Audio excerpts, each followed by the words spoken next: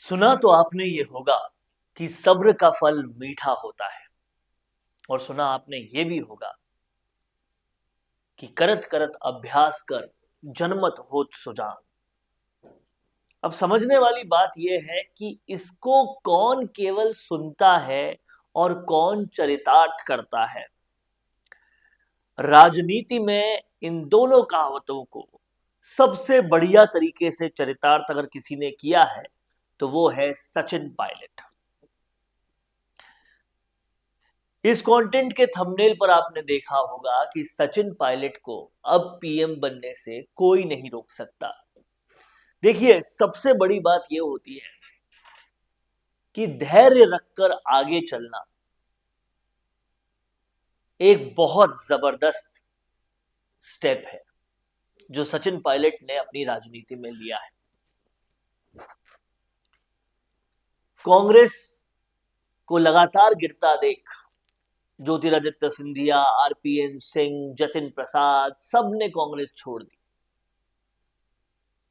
लेकिन सचिन पायलट बने रहे। अपने आप को नाकारा, निकम्मा सब कुछ सुनने के बाद भी बने रहे और लगातार निष्ठा का अपना उदाहरण देते रहे। और उससे हुआ ये कि एक बार फिर से सचिन पायलट को कांग्रेस ने समझ लिया है। उनकी निष्ठा को, उनकी लोकप्रियता को सारे प्रयासों के बाद अब लगता है कि समझने लगी है कांग्रेस आलाकमान। और इसीलिए सबसे पहले उन्हें एआईसीसी ने जो मेन कमेटी थी उसका सीडब्ल्यूसी का सदस्य बनाया। उसके बाद उन्हें स्टेट का प्रभारी बनाया। यही नहीं, इस लोकसभा चुनाव में उनके कहने पर कई सारे टिकट्स भी दिए गए। और अब ये जो ईस्टर्न राजस्थान के टिकट्स हैं, अगर उन पर सचिन पायलट रिजल्ट ला पाते हैं, जहां उन्होंने खूब मेहनत भी की है, मसलन टोंक सवाई माधोपुर से लेकर दौसा से लेकर और इस बेल्ट के भरतपुर सरी के कई इस पूरे बेल्ट के टिकट्स, अगर इस पर सचिन पायलट रिजल्ट ला पाते हैं तो सचिन पायलट का कद अनडाउटेडली बढ़ेगा। और जिस तरह से कांग्रेस धीरे धीरे धीरे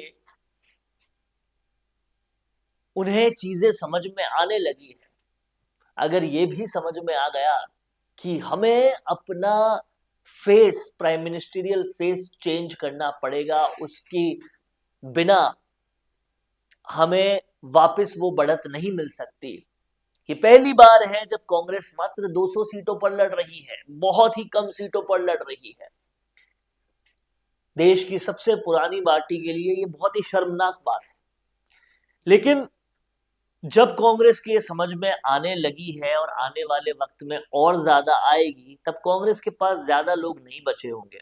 और सचिन पायलट की ये रणनीति कि धैर्य रखे रहो, काम करते रहो, फल देर से जरूर मिलेगा लेकिन मीठा मिलेगा, वो रणनीति पूरी तरह से काम करती हुई नजर आ रही है।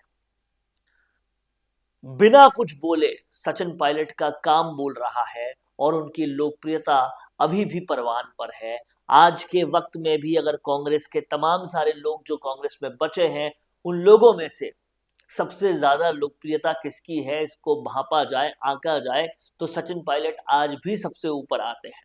और ये ईस्टर्न बेल्ट में अगर सचिन पायलट ने अपने मेहनत का फल दिखा दिया, कांग्रेस को रिजल्ट देके दिखा दिया, तो जाहिर तौर पर पूरे देश में जब सरकार किसकी बननी है इसका निर्णय हो रहा है, तो ये भी जरूर देखा जाएगा कि किसके प्रयासों से सीटें आ रही है। और अगर सचिन पायलट इसको दिखाने में सक्षम रहते हैं तो कांग्रेस के पास वापस अपना पुराना चेहरा लाने के लिए, वापस पुराने तरीके से बढ़त बनाने के लिए और कोई रास्ता नहीं बचेगा सिवाय सचिन पायलट को प्रमोट करके, सचिन पायलट को ऊपर लाके एक युवा चेहरे को फेस बनाना पड़ेगा। और ये अगर होता है तो सचिन पायलट के धैर्य का इम्तिहान जो है वो पूरा हो जाएगा। और कहीं ना कहीं जिस तरीके से परतें खुल रही है, पूर्व मुख्यमंत्री अशोक गहलोत के ओएसडी उनके सारे काले चिट्ठे खोल रहे हैं। आने वाले वक्त में इन्वेस्टिगेटिव एजेंसीज और भी इन चिट्ठों को खोलेगी, तो इससे ये साफ होता नजर आ रहा है कि कांग्रेस आलाकमान को पूरी तरह से ये समझ में आ रहा है, ये पता चल रहा है कि कांग्रेस के प्रति निष्ठा पूर्व मुख्यमंत्री अशोक गहलोत की नहीं, बल्कि पूर्व मुख्यमंत्री सचिन पायलट की है। और जिस तरीके से उनकी लोकप्रियता है, लोग उनको जिस तरह से पसंद करते हैं, कांग्रेस को आगे वही और केवल वही बढ़ा सकते हैं। और इसलिए कांग्रेस जिस गति से समझ रही है चीजों को, उस गति से अगले इलेक्शन तक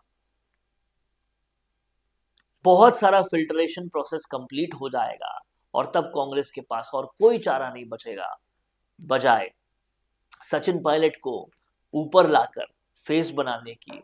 तभी कांग्रेस आगे बढ़ पाएगी और भाजपा से लड़ पाएगी।